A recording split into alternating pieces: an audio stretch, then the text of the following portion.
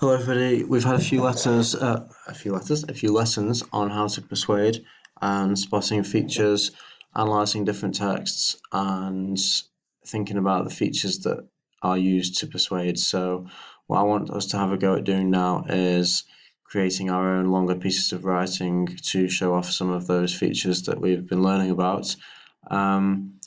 You have a little bit of freedom here because I want you to choose something that is meaningful to you, something that you'll care about, something that you'll want to write about. But there are some limitations within that.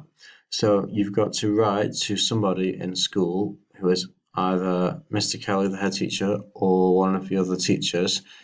It can be me. It can be me, or Mr. Wright would be a good one. Or someone else, or maybe Mr. Wright. I've said that already. Or maybe Mr. Young if it's something to do with English or the library. Maybe Mr. Evanson if it's about maths or it's about one of the clubs he does, or any of the other teachers if they do a club or they lead some area of school that you're interested in. So perhaps it could be you think we should have more P lessons. Or maybe you think that we should have more golden time. So you can choose if you want to address that to the teacher or to the head teacher. And if we do a good job at the end, I will try to send those letters on to the person that you've written to. So these are some questions for you to think about answering when you're making a plan, which is what we're going to try to do today.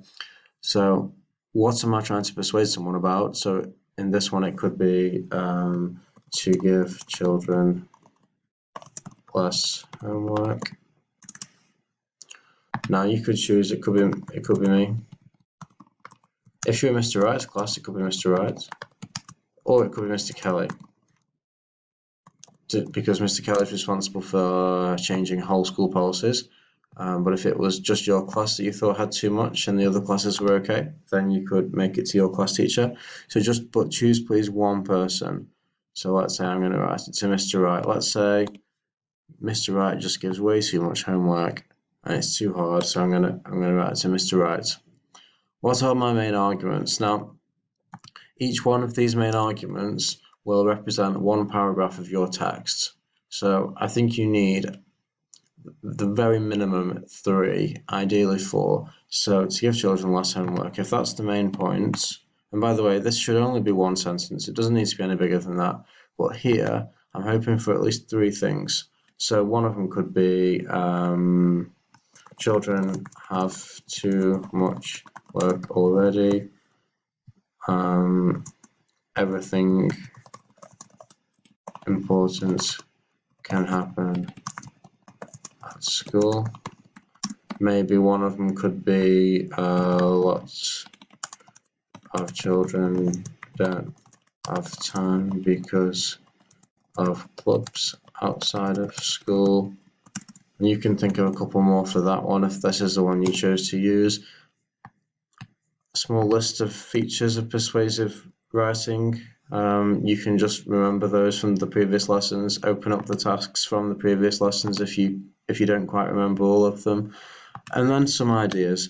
Now this is about how you link those features to your main points and just write down some ideas of sentences that you could include, phrases you could include, maybe some rhetorical questions, maybe some research if you want to research some facts. Maybe you could, if I was doing this one about too much homework, I could maybe find something on the internet that says homework for children is not very effective or it's not a good way to spend time, and you could include some facts here.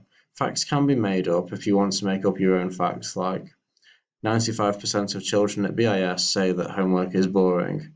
You could make up a fact like that, but if you can also get some real facts from from researching, that would be really cool too. So this space here for ideas should be a little bit bigger. All the other points are quite short. You don't have to do it on the Word document. You can do it how you like, as long as it's done, as long as it's clear enough. Please let me check it before we start writing the letters the day after.